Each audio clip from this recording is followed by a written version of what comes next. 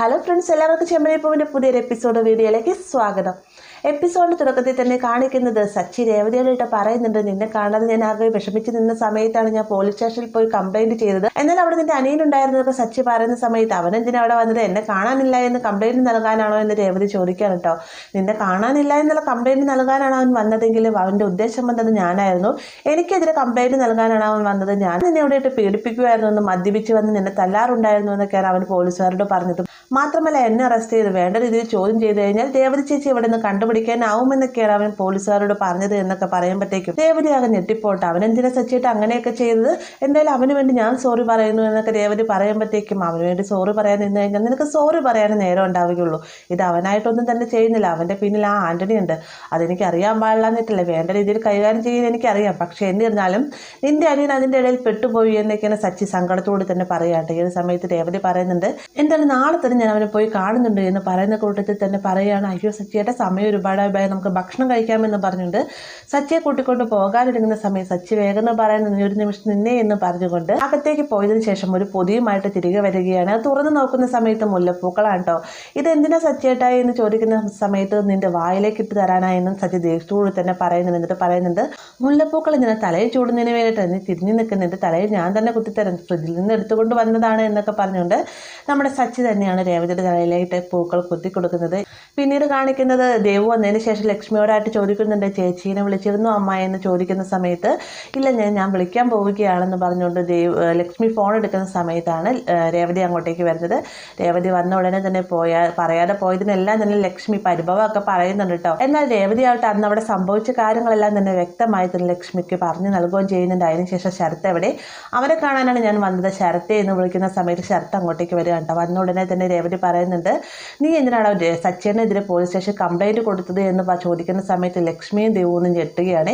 വേഗം തന്നെ ലക്ഷ്മി ചോദിക്കുന്നത്, സച്ചിക്കെതിരെ കംപ്ലൈൻറ്റ് കൊടുത്തു, നീ എന്തിനാ ശരത്തെ സച്ചിക്കെതിരെ കംപ്ലൈൻറ്റ് കൊടുക്കാൻ പോയത് എന്നൊക്കെ ചോദിക്കുന്ന നേരത്ത് അവൻ സച്ചിനെതിരെ കംപ്ലൈൻറ്റ് കൊടുത്തമ്മേ, എന്നെ അവിടെ വീട്ടിലിട്ട് പീഡിപ്പിക്കുകയാണെന്ന് മാത്രമല്ല മദ്യപിച്ചു എന്ന് തല്ലുന്നുണ്ടെന്നൊക്കെയാണ് ഇവർ പറഞ്ഞത് എന്നല്ല രേവതി പറയുന്ന സമയത്ത് ചേച്ചിയെ കാണാതെ സങ്കടത്തിലാണ് ഞാൻ കംപ്ലൈൻറ്റ് നൽകിയെന്ന് ശരത്ത് പറയുന്നുണ്ട്. നിനക്കോ സങ്കടോ, എന്നെ കാണഞ്ഞിട്ട് കംപ്ലൈൻറ്റ് നൽകിയെന്ന് പറഞ്ഞു, നീ എന്നെ എവിടേക്ക് അന്വേഷിച്ചു എന്ന് രേവതി ചോദിക്കുന്ന സമയത്ത് എവിടെ അന്വേഷിക്കാനോ, ചേച്ചിനെ കാണാൻ വന്നപ്പോൾ ഞാൻ ഡയറക്റ്റ് പോലീസ് സ്റ്റേഷനിൽ കൊണ്ടേ കംപ്ലൈൻറ്റ് കൊടുത്തു എന്ന് ശരത്ത് പറയുമ്പോഴത്തേക്കും നീ എന്നെ എങ്ങും അന്വേഷിച്ചു, പക്ഷേ എൻ്റെ സച്ചേനെ അങ്ങനെയല്ല, ഞാൻ പോകാൻ സാധ്യതയുള്ള എല്ലാ ഇടങ്ങളും എന്നെ അന്വേഷിച്ചു, എങ്ങും കാണാതെ വന്ന സമയത്താണ് സച്ചേട്ടൻ പോലീസ് സ്റ്റേഷനിൽ കംപ്ലൈൻറ്റ് നൽകിയത്. പോലീസ് സ്റ്റേഷൻ കംപ്ലൈൻറ്റ് കൊടുത്തിട്ട് വന്നിട്ട് എന്നെ പലയിടങ്ങളിൽ അന്വേഷിച്ചു സച്ചേട്ടൻ, നിനക്ക് സച്ചേട്ടൻ ഇതുവരെ മനസ്സിലാവാഞ്ഞിട്ട് ശരത്തെ എന്നൊക്കെ പറയുമ്പോഴത്തേക്കും ശരത്ത് ഒന്നും തന്നെ മിണ്ടുന്നില്ല കേട്ടോ. അതിന് ശേഷം രേവതി വീണ്ടും പറയുന്നുണ്ട്, നീ തന്നെയായിട്ട് ഒരു കാര്യങ്ങളും ചെയ്ത് കൂട്ടുന്നില്ല, നിന്റെ പിന്നിൽ ആൻ്റണി ഉണ്ടെന്ന് എനിക്ക് നന്നായിട്ട് അറിയാമെന്ന് പറയുമ്പോഴത്തേക്കും ആൻ്റണി ഏട്ടൻ പറഞ്ഞിട്ടാണ് താൻ പോലീസ് സ്റ്റേഷൻ കംപ്ലൈൻറ്റ് കൊടുത്തതെന്ന് ശരത്ത് പറയുന്നുണ്ട്. പെട്ടെന്ന് രേവതി ദേഷ്യപ്പെട്ട് തന്നെ പറയുന്നുണ്ട്, നിന്നോട് എന്ത് പറഞ്ഞിട്ട് കാര്യമില്ല ശരത്തെ, നീ കിട്ടാനുള്ളത് കിട്ടി അനുഭവിച്ചു കഴിഞ്ഞാൽ നിനക്ക് മതിയാവുള്ളൂ, അവൻ്റെ സ്വഭാവം എന്താണെന്ന് നീ ഇതുവരെ മനസ്സിലാക്കിയിട്ടില്ല, ഇനിയെങ്കിലും നീ സച്ചിയുടെ പിന്നാലെയുള്ളതിൽ വാശി മര്യാദ നിർത്തിയില്ല എന്നാണെങ്കിൽ എൻ്റെ അനിയനാണെന്നുള്ളൊരു പരിഗണനയോട് കൂടി മാത്രമാണ് അദ്ദേഹത്തിൻ്റെ മറ്റേ കൈ തല്ലോടിക്കായിരുന്നു. എന്നാൽ ഇതേ രീതിക്കാണ് മുന്നോട്ട് പോകുന്നതെങ്കിൽ ആ പരിഗണന അങ്ങ് മറന്നേക്കാൻ ഞാൻ സച്ചിനോട് പറയുന്നത്, മര്യാദയ്ക്ക് നടക്കുന്നത് നല്ലത് എന്നൊക്കെ രേവതി ശരത്തിനോടായിട്ട് താക്കി നൽകിയിട്ട് അവിടെ നിന്ന് പോവുകയാണ് കേട്ടോ. ശരത്താണെങ്കിൽ ഒരു നിമിഷം അവിടെ നിന്ന് ചിന്തിക്കുകയും ചെയ്യുന്നുണ്ട്. ഇതേ സമയം തന്നെ ആൻ്റണി ആകട്ടെ ശരത്തിനെ പോലീസ് സ്റ്റേഷനിലേക്ക് പറഞ്ഞു വിട്ട് തന്നെ സച്ചിയെ കൊടുക്കുന്നതിന് വേണ്ടിയിട്ടാണ് സച്ചിയെ പോലീസുകാർ തല്ലുമെന്ന് വിചാരിച്ചു, പക്ഷെ അതൊന്നും തന്നെ നടന്നില്ല എന്നൊക്കെ സംസാരിച്ചുകൊണ്ട് നിൽക്കുന്ന സമയത്താണ് ശരത്ത് അങ്ങോട്ടേക്ക് വരുന്നത് കേട്ടോ. ശരത്ത് വന്ന ഉടനെ തന്നെ ആന്റണി ചോദിക്കുന്നുണ്ട്, നിന്റെ ചേച്ചി വന്നോല്ലേ, അവൾക്ക് പോകുമ്പോൾ എവിടെയെങ്കിലും പോകുമ്പോൾ ഒന്ന് പറഞ്ഞിട്ട് പോകാൻ പാടില്ലേ എന്ന് ചോദിക്കുന്ന സമയത്ത് വീട്ടിൽ പറഞ്ഞിട്ടാണ് പോയത് എന്നാണ് ചേച്ചി പറഞ്ഞത്, പക്ഷേ അത് സച്ചേട്ടൻ അറിഞ്ഞില്ല, അതാ ഇത്രയധികം പ്രശ്നം ഉണ്ടായതെന്നൊക്കെ ശരത്ത് പറയുന്ന കൂട്ടത്തിൽ തന്നെ പറയുന്നുണ്ട്. ആന്റണി ഏട്ടാ നമ്മുടെ ശത്രുതയുടെ ലിസ്റ്റിൽ നിന്ന് സച്ചേട്ടൻ്റെ പേര് വെട്ടാമെന്ന് പറയുമ്പോഴത്തേക്കും ഒരു ഞെട്ടലോടും ദേഷ്യത്തോടും കൂടി തന്നെ ആന്റണി ചോദിക്കുന്നുണ്ട്, അതെന്താണെന്ന് ചോദിക്കുകയാണ്. പെട്ടെന്ന് തന്നെ ശരത്ത് പറയുകയാണ്, രാവിലെ ചേച്ചി എന്നെ കാണാൻ വന്നിരുന്നു, ചേച്ചിക്ക് എൻ്റെ കാര്യത്തിൽ നല്ല പേടിയുണ്ടായിരുന്നു, മാത്രമല്ല സച്ചേട്ടൻ എന്തുപദ്രവം നൽകിയിട്ടാണ് നമ്മൾ സച്ചേട്ടനോട് ശത്രുത പുലർത്തുന്നത്, സച്ചേട്ടൻ്റെ അമ്മയുടെ പണം എടുത്തുകൊണ്ട് പോയ കാര്യം ഇതുവരെ സച്ചേട്ടൻ വീട്ടിൽ പറഞ്ഞിട്ടില്ല, മാത്രമല്ല എന്നെ പറ്റിയുള്ള പല സത്യാവസ്ഥകളും എൻ്റെ വീട്ടിൽ നിന്ന് തന്നെ മറച്ചു വെച്ചിട്ടുണ്ട് സച്ചേട്ടൻ എന്നൊക്കെയാണ് നമ്മുടെ സച്ചിനെ ഒന്ന് പൊക്കി പിടിച്ചുകൊണ്ട് ശരത്ത് സംസാരിക്കുന്നത് കേൾക്കുമ്പോഴത്തേക്ക് ആന്റണിക്ക് തീരെ പിടിക്കുന്നില്ല കേട്ടോ. എന്നിരുന്നാൽ ആ ഒരു സമയത്ത് ആന്റണി പ്രത്യേകിച്ചൊന്നും തന്നെ പറയുന്നില്ല, നേരെ ശരത്തിൻ്റെ അടുത്ത് വന്നിട്ട് പറയുന്നുണ്ട്, അല്ല നിനക്ക് സച്ചിയുടെ ശത്രുതയില്ലേ, പിന്നെ എനിക്ക് ശത്രുതയുടെ കാര്യം എന്തിനാ, നിനക്ക് വേണ്ടിയിട്ട് ഞാൻ എല്ലാം മറക്കാം എന്നൊക്കെ ആന്റണി ദേഷ്യം ഉള്ളിലടക്കിക്കൊണ്ട് തന്നെ പറയുന്ന കേൾക്കുമ്പോഴത്തേക്കും ശരത്തിന് ഭയങ്കര സന്തോഷമാണ്. ശരത്ത് പറയുന്നത് എന്നാൽ ശരി ആൻ്റണിയേട്ടാ ഞാൻ പോയിട്ട് വരാമെന്നും പറഞ്ഞുകൊണ്ട് ശരത്ത് അവിടെ നിന്ന് പോവുകയും ചെയ്യുന്നുണ്ട്. ശരത്ത് പോയതിൻ്റെ പിന്നാലെ വളരെയധികം ദേഷ്യത്തോട് തന്നെ നിൽക്കുകയാണ് ആൻ്റണി.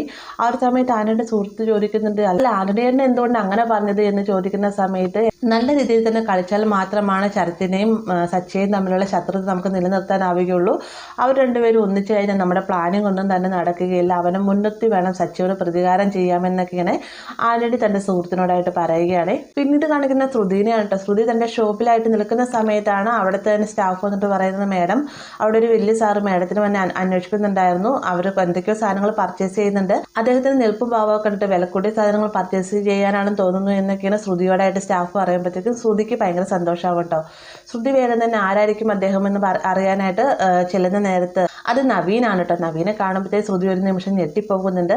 വേഗം തന്നെ നവീൻ ചോദിക്കുന്നുണ്ട്, ആ നീ എത്തിയോ കല്യാണി? അല്ല ശ്രുതി, പുതിയ ഷോപ്പ് ഓപ്പൺ ചെയ്തതെന്ന് ഞാൻ അറിഞ്ഞു, പക്ഷെ ഇത്രയും വലിയ ഷോപ്പിംഗ് മാളായിരിക്കുമെന്ന് ഞാൻ ഒരിക്കലും വിചാരിച്ചില്ല. ഇവിടെ പല പല സാധനങ്ങളുണ്ടല്ലോ എന്നൊക്കെ ഇങ്ങനെ നവീൻ പറയുന്ന കേൾക്കുമ്പോൾ, നീ ഇപ്പം എന്തിനാ ഇങ്ങോട്ടേക്ക് വന്നാൽ ശ്രുതി ചോദിക്കുന്നുണ്ട്. ഞാൻ എന്തിനാ ഇങ്ങോട്ടേക്ക് വരുന്നത്, എനിക്കിപ്പോൾ കുറച്ച് പണത്തിൻ്റെ ആവശ്യമുണ്ടായിരുന്നു എന്ന് നവീൻ പറയുമ്പോഴത്തേക്കും, നിനക്ക് ഞാൻ കുറച്ച് ദിവസങ്ങൾക്ക് മുന്നേ അല്ലേ പണം നൽകിയത്, ഈ ഏത് സമയത്ത് നീ ഇതിനെ എന്നോട് വന്ന് പണം ചോദിക്കുന്നതെന്ന് ചോദിക്കുമ്പോഴത്തേക്കും, ഞാൻ പിന്നെ ആരോടെ പോയി ചോദിക്കേണ്ട കല്യാണം, നിനക്ക് പണം തരാൻ പറ്റില്ല എന്നാണെങ്കിൽ നിന്റെ ഹസ്ബൻഡിനോട് ഞാൻ സംസാരിക്കാമെന്നൊക്കെ നവീൻ പറയുമ്പോഴത്തേക്കും, ഏത് സമയത്ത് നീ ഒരു കാര്യം പറഞ്ഞില്ല എന്നെ ബ്ലാക്ക് മെയിൽ ചെയ്യുന്നത്, എൻ്റെ കയ്യിൽ പണമില്ല എന്ന് ശ്രുതി തറപ്പിച്ച് എന്നെ പറയുകയാണ്. നിന്റെ കയ്യിൽ പണമില്ല എന്നാണെങ്കിൽ ശരി, ഞാനിവിടെയുള്ള ഫ്രിഡ്ജും വാഷിംഗ് മെഷീനും AC ഒക്കെ എടുത്തോളാമെന്ന് നവീൻ പറയുമ്പോഴത്തേക്കും, നീ എന്താ ഈ പറയുന്നത് ദാസ്, ഇതൊക്കെ 2 ലക്ഷം രൂപയുടെ മുകളിലുള്ള സാധനങ്ങളാണ്, ഇതിനെല്ലാം ഓരോ കണക്കും കാര്യങ്ങളൊക്കെ ഉള്ളതാണെന്നൊക്കെ ഇപ്പോൾ ശ്രുതി പറയുന്ന സമയത്ത്, എന്ത് കണക്കും കാര്യങ്ങളും ഉണ്ടെങ്കിലും തന്നെയും ഇതിൻ്റെ എല്ലാ പണം നീ അടച്ചാൽ മതി എന്നൊക്കെ നവീൻ പറയുന്നത് കേൾക്കുമ്പോഴത്തേക്കും, ഞാനെന്തിനാ നിനക്ക് വേണ്ടിയിട്ട് സാധനങ്ങളുടെ പൈസ അടയ്ക്കേണ്ടതെന്ന് ചോദിക്കുമ്പോഴത്തേക്കും, നീ തന്നെ അടയ്ക്കണം, നീ എനിക്കിത് കല്യാണത്തിന് വേണ്ടി തരുന്ന ഗിഫ്റ്റാണെന്ന് ഞാൻ കരുതിക്കോളാം എന്നൊക്കെ എന്നെ നവീൻ പറയുന്നുണ്ട്. എന്നാൽ ശ്രുതി ആകട്ടെ ഇനി നവീന് പൈസ കൊടുക്കുകയില്ല എന്നുള്ള ഉറച്ച തീരുമാനത്തോടു കൂടി നിൽക്കുന്ന സമയത്ത്, നീ എന്നാ പൈസ ഇടണ്ട, ഞാൻ നിന്റെ ഹസ്ബൻഡിനെ കണ്ട എല്ലാ കാര്യങ്ങളും പറഞ്ഞിട്ട് പോയിക്കോളാം എന്നൊക്കെ പറഞ്ഞുകൊണ്ട് ശ്രുതിനെ ഭീഷണിപ്പെടുത്തുകയാണ് നവീൻ. ആ ഒരു ഭാഗത്തോടെയാണ് ഇന്നത്തെ എപ്പിസോഡ് അവസാനിക്കുന്നത്. വീഡിയോ ഇഷ്ടമായെങ്കിൽ ലൈക്ക് ചെയ്യാനും കൂടെ ചാനൽ സബ്സ്ക്രൈബ് ചെയ്യാനും മറക്കരുത്.